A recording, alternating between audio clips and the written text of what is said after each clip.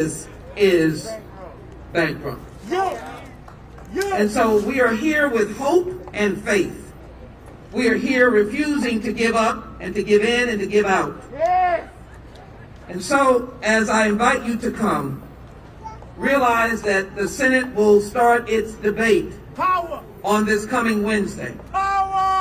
Realize that the only crux of the debate and the reason why we are here today is because a concept called the filibuster has now been utilized to ensure the bankruptcy of justice. The filibuster is a rule, not the Constitution.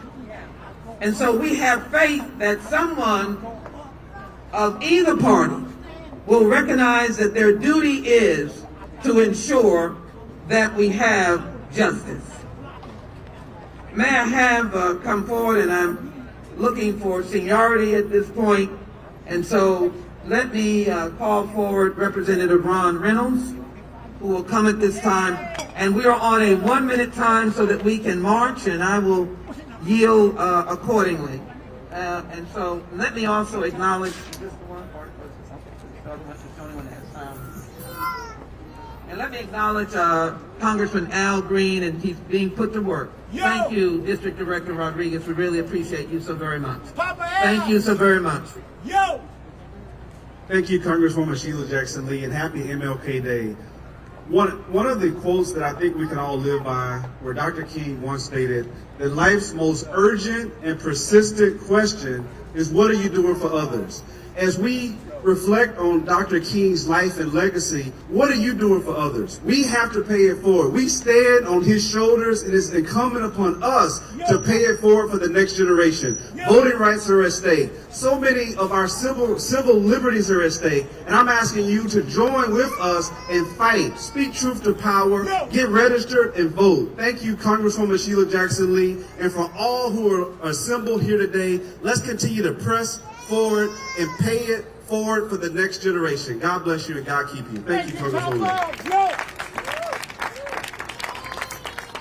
Vice Mayor Pro Tem of the City of Houston, Black Goddess, yo mother dear, whoa girl, Black Goddess, thank you, yo. Good afternoon. Thank you, Congresswoman, for assembling everyone here today. We cannot grow tired of teaching about democracy. Democracy is learned, and each and every one of us has a responsibility to teach someone else about the importance of democracy. We must call on the Senate to vote for our Voting Rights Act. And we as individuals must put pressure on the Senate to make sure that they are voting for each one of us to have the right to cast our vote. Give us the ballot. We can never, ever, ever get tired of fighting for democracy and our right to cast our ballots. We all deserve it, and we should all use it, and we will continue to fight and press and push until every single person has a right to access the ballot box. The vote is precious. Thank you, Congresswoman. Yo, sister, yo. Representative Armando Wally. We're integrating council and people all together. Thank you. My name is Representative Armando Wally. I'm serving my 8th term, well, will be serving my 8th term in the Texas legislature out of the Albany, North Houston, Greens Point community. And I want to thank Congresswoman. Before I got elected, actually, prior to working for Gene Green, I did work for Congresswoman Sheila Jackson Lee. And let me tell you this, that I learned a lot from Congresswoman. Her tenacity, her fight, her grit has always been about the people of the 18th Congressional District and Texas. And so I take that, those lessons I learned from her very, very seriously. What I want to say also is, when those of us that broke quorum, because not all of us broke quorum, to go to Washington, D.C., to urge our members of Congress, both in the Senate and the House, to pass the Voting Rights Act, or a renewed Voting Rights Act, I thought about my grandfather, who at the time was alive at 91 years old, and he would tell us the stories as a brown man living in Texas, how he was treated, worse than a dog, how he was treated without being able to enter certain restrooms? How about how he was treated, about the lack of educational opportunities for him? He was a union steel worker. He worked at Hughes Tools. He actually helped build this city. He helped build the Sidney Sherman Bridge. And when we were looking at pictures after his funeral, at pictures of him with no harness, welding at the top, at the apex of the Sidney Sherman Bridge, the Houston Ship Channel Bridge, I was reminded of the bridges that he built. The bridges that he built and the bridges that we need to continue to build with our black, brown, and other disenfranchised communities. Because Dr. King's struggle was all of our struggles. All of our struggles. And for me, when I got elected, I knew what I wanted to do is to continue his fight. So that the life that he lived as a brown man in Texas, in the South, in the 1930s, 40s, and 50s, that when I took my children to the Lincoln Memorial and put my son, my youngest son, Joaquin, at the foot of where Dr. King made his I Have a Dream speech, I wanted him and my other son, Armandito, not to relive those same atrocities that my grandfather and Dr. King and many others lived through. So I'm here in name of my grandfather, Armando Zamaripa, who died over the summer. I'm here in his memory. Because it would be morally reprehensible for me not to stand here with you, with my brothers and sisters, locking arms to fight for the right to vote. Thank you. God bless you. Que Dios los bendiga.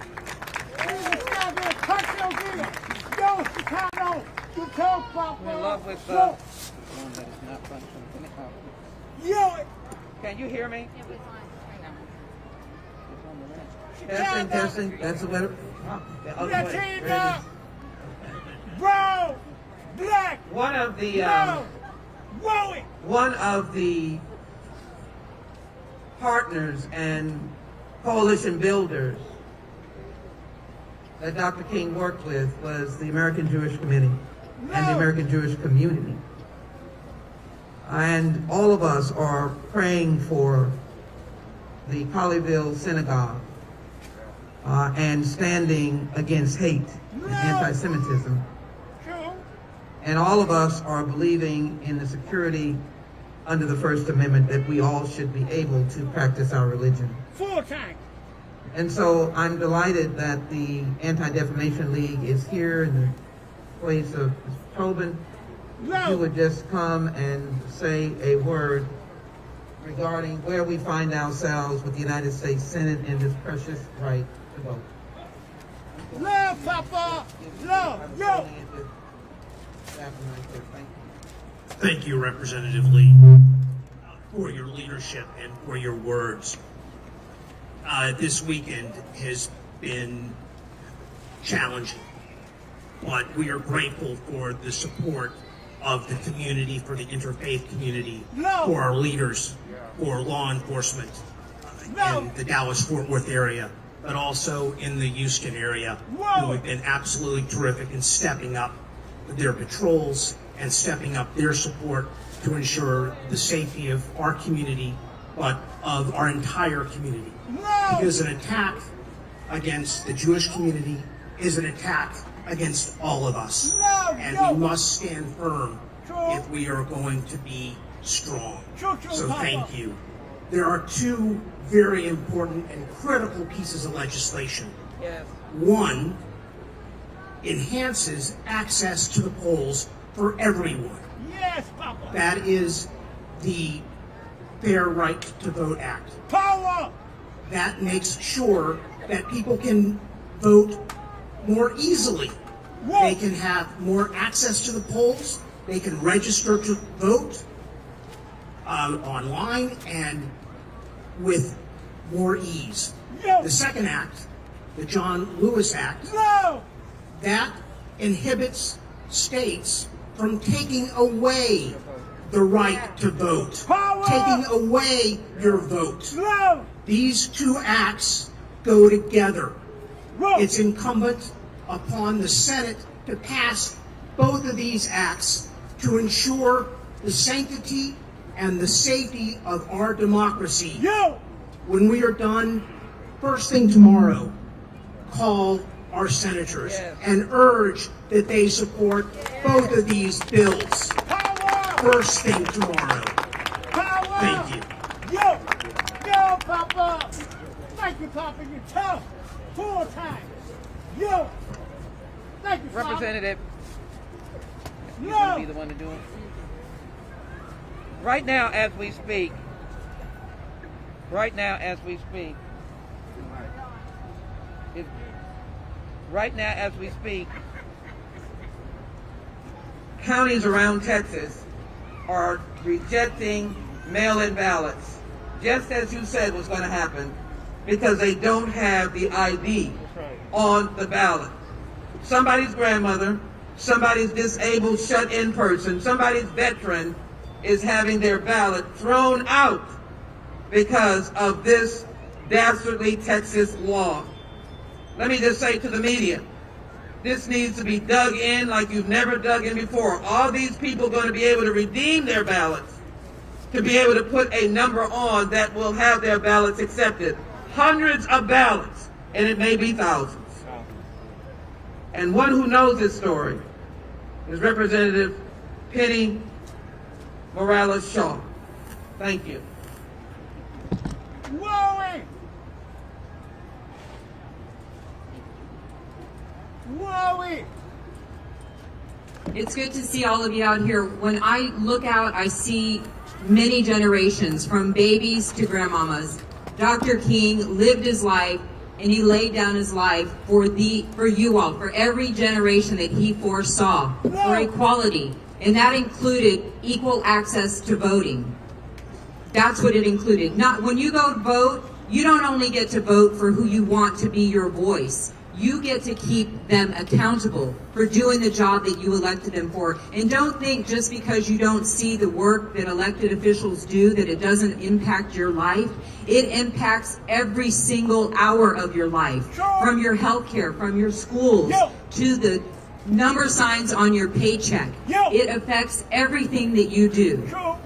I'm standing up here with other Texas state legislators, Ron Reynolds, the Honorable Armando Wally. We left Texas for many days, weeks, months, in protest of SB 1, the voter restriction bill, under threat of arrest, under words like we need to shackle them and bring them back to the state legislators so they can vote this bill, which restricted your right to vote. It criminalized people unnecessarily. And as Congresswoman, the Honorable Congresswoman just said, we are already feeling the repercussions of SB 1, because even though we left this state in hopes of killing that bill so that you would not lose your right and access to voting, it passed nonetheless. We were the 19th state in the United States to pass a voter restriction bill, and the dominoes continue to fall.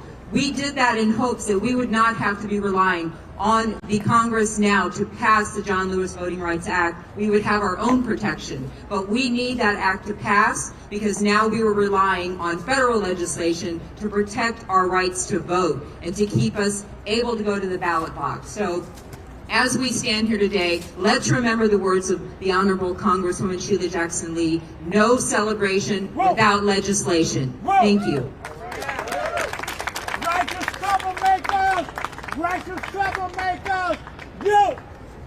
We're going to do what we do 1 minute, and I thank you all very much. We want people to be heard, but we want to get going and marching, please. And so before we call on our wonderful council member, I'd like Linda Morales and Cynthia Cole to come forward.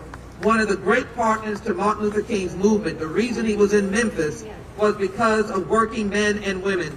And I could not be without these women and labor, and I saw Ms. Cole right here. And of course, Dr. King was close, in particular to the municipal workers, the sanitation workers. They're going to do theirs in 1 minute. Oh, I didn't know. The president of the communications workers, Claude Cummings, will have his word Labor was the backbone of the movement. And Dr. King was a working man. And in fact, when he died in Memphis, he died working. Wasn't sitting on a balcony enjoying the weather. He was working, contemplating what he would say the very next day when they marched on April 4th, 1968. He never got that chance, but he was a working man. Linda Morales. No, I'm going to defer to Caesar Chavez, Chicago, black and brown. Yo! No, we just have 1 minute each. Okay. All right, that's fine. Thank you, Congressman. Hey, when I say when we fight, you say we win. When we fight, We win! when we fight, We win! when we fight, We win! I want to thank Congressmember Lee and Congressmember Green and others who are fighting against this racist relic of the past, the filibuster. CWA is once again helping lead the fight to get rid of, again, this racist relic, an obstacle to meaningful progress on the issues that a strong majority of Americans support. We know that otherwise we will never see reforms to our labor laws that allow workers to exercise their fundamental right to organize, join a union, and bargain collectively. Nor will we get the John Lewis Voting Rights Achievement Act passed. No more. Say no more. No more! No more. No more! If we truly believe in a just democracy, say just democracy, then we must all work to get rid of the filibuster once and for all. It's way past time to send this old racist relic of our shameful history to the dustbin of history. When we fight, we win. When we fight, we win. Righteous troublemaker, you tough. I'm going to give it 1 minute, and I want you to go ahead and realize I am a regular, spectacular laborer. That's everybody in the house. We're regular, spectacular laborers. Our vote counts. What? Our vote counts. What? Let me tell you all, when Dr. King was in Memphis, he was working with KHOU, the American Federation of State, County, Municipal Employees. That's who I represent. I don't mean to yell, but I'm a little passionate about folk trying to steal from me. Yeah, they stealing from you. You all better get up and get excited. Yeah, politics may be a little boring, but it ain't that boring when you ain't got nobody to vote for and you ain't got no vote. So you better go ahead and get on, on board. Get on board. Do your social media, do your rag dance, do whatever it is you got to do to fight for your right to vote. You are somebody. I am somebody. And I won't lay down. My grandparents didn't lay down. And for the babies that are here, don't you let your people lay down either.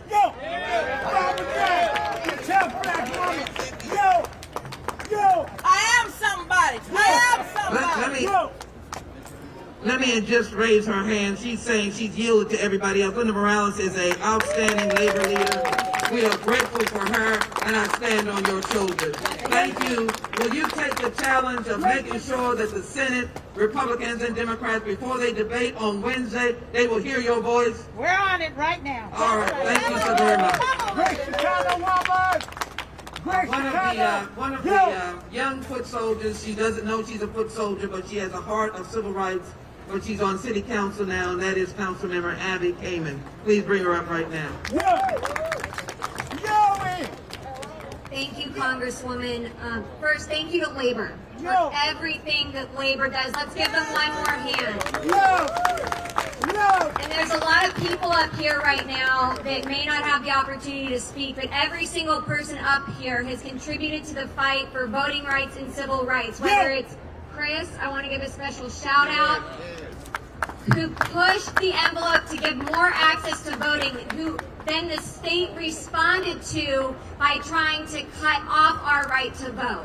In direct response, Chris, thank you for fighting. To our state legislators, thank you for bringing the fight to D.C. It should never have to have gone to D.C., but y'all are there on the front lines as well, so thank you. And Congresswoman, thank you, and our faith leaders, and everyone else that I'm missing, and my colleagues on council, and the mayor, who I know will be joining us later. We're reminded of what happened this weekend. The hate and the violence. It should never be easier to get a gun off of the street than to vote. I will say it one more time. It should never be easier to get a gun and it should never be this hard to vote. And we will continue to fight for this. But for everyone that is up here that's been working on this, and it's interesting, I was thinking back to all of the litigation that we have fought, that I have been and others have been involved in, whether it's redistricting, voter ID suppression, one person, one vote, making sure that our vote, the epicenter of the fight for voting rights is in Texas, and we will win. But to all of the parents out there, I see so many kids that are here bearing witness. We are fighting for you, but fight with us. Don't give up. I'm looking at you. I'm looking at all of these kids because you are the next generation. And we love you, and we are here for you, and we will take this fight as far as we have to. So delighted. Thank you so very much.